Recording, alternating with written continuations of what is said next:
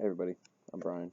I don't really know how to do this video, so I'm just gonna give some points from my paper, and hopefully you guys can get an understanding of my autobiography. Most of my family came from Europe. Most of them moved over into Canada in the early 1800s. My dad's side is from Scotland and England, and most of them moved into Canada, and my mom's side is mostly from Central Europe somewhere, and most of her family was moved into the Kansas and Washington State area. Most of our background came from military backgrounds and then athletics as well. As far up the ladder as I've found through ancestry searches and such like that, there's just military and sports, football, basketball, baseball, soccer, as in the later years. As a child, I grew up following my older brother. He's about 5 years older than me, and so I was always just kind of following him and following what he did until I was old enough to join my own teams and play my own team sports. When I started getting through school, I met a couple of guys, both my best friends, Ben and Theo. They're both African American, and the three of us are like a trio of best friends. Like we've been best friends since we were like 3 or 4 years old, and we haven't skipped a beat. Like we're best friends, and we're gonna be best friends until the day we die. We went through school, learning about racial differences and diversity and such like that, and nothing really changed with us. Nothing really happened except just we grew closer. We played sports together, we hung out together, we did sleepovers as we were kids, we did all sorts of stuff. And most of the time, the three of us, we'd be playing sports together. We'd go out and kick the soccer ball around. We'd go out and shoot baskets or whatever, and it didn't matter, rain, shine, snow, whatever it was. We were playing sports. As I went through school,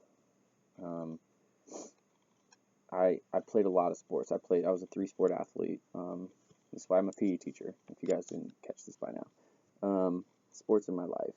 And as I went through school, I had, hundreds of different teammates, all different races and ethnicities, different skill levels, all sorts of stuff. So, I learned at a very young age how important it is to be accepting to all ethnicities and all skill levels. You have to give everybody the same opportunity, and you have to give everybody the same chance to succeed that you do, to the next guy. I went off to play baseball in college. I was the captain of my team. I was also a helpful teammate. I could see struggling individuals, and I could see where they were going wrong and how to help them, and I tried to do that, and I actually ended up coaching baseball for 4 years after high school and started playing college baseball. And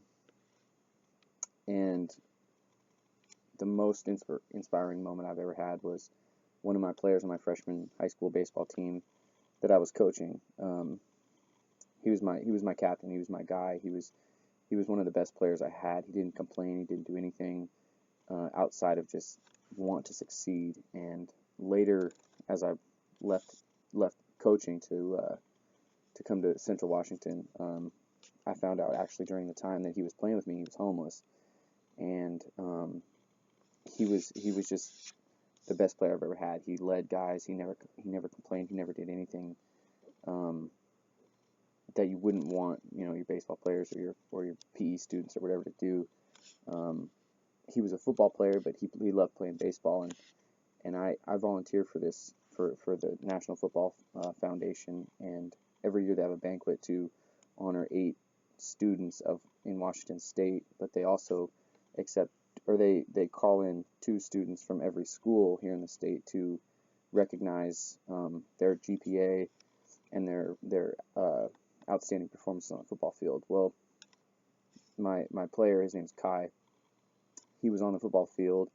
He was really good. He was a good good ball player, good baseball player, and I was actually seating people at this event, and Kai came in, and I caught up with him for a moment, and it was actually pretty cool because the foundation was giving a special award this year that they hadn't given out in about 10 or 12 years, and it was the most inspirational award. And Kai was unfortunately not one of the 8 finalists, but he won the most inspirational award, and he thanked me, his high school baseball coach, his freshman high school baseball coach, who he remained nameless until the end of his thank you speech, and he called me up, and it was a really moving experience. And just thinking back on my time, like teaching a student a student athlete who was homeless and who was from the Pacific Islands, and he wasn't given any opportunities. He didn't have anything. He had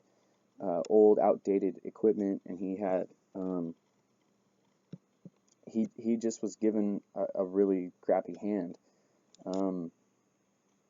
To know that I taught baseball to a student with that lack of opportunities and with that card of hands dealt to him, and to see where he's come nowadays is unbelievable. It's absolutely inspiring. I taught him, and he's teaching me at the same time, and to both inspire each other is absolutely unreal. Kai dreamt of playing football in college, and it was unreal to hear when he told me he had a scholarship to Pacific Lutheran University to play football. Him and I connect with each other all the time. We talk still to this day about anything and everything that's going on. I help him with whatever he wants. I ask him all the time stuff that he's learning in schools to see if I can pick up on things to learn from him. But to wrap this all up, I really break it down to teaching and giving opportunities to every single student is huge, because you never know who you're going to teach. You never know who you're going to be coaching. You could be coaching someone who comes from an extremely wealthy family, but you could also be teaching somebody who literally has nothing. You could be coaching somebody who literally has nothing. I had an extra pair of cleats, and Kai's cleats were way too small, and so I offered him my cleats, and I'll never forget the thank and the gratitude he showed for me. And I to this day, like I said, I'm inspired by him every single day. So if I were to say one thing, it would be give every single student the same opportunity as every other student, because you never know which one of those students is going to need it the most. Obviously, every student needs it a lot, to have an equal opportunity learning type of teacher, but if I were to say one, it would be just give everybody the same opportunity, because like I said, you never know who you're going to run into, and you never know who you're going to be teaching. You never know the impact that you're actually going to make on a student athlete. Thank you. Sorry this was so long. It's almost 8.5 minutes, but thanks for listening, guys. I hope to get to know you guys a lot better, and I look forward to listening to all your videos and responding back to you guys. Enjoy, guys.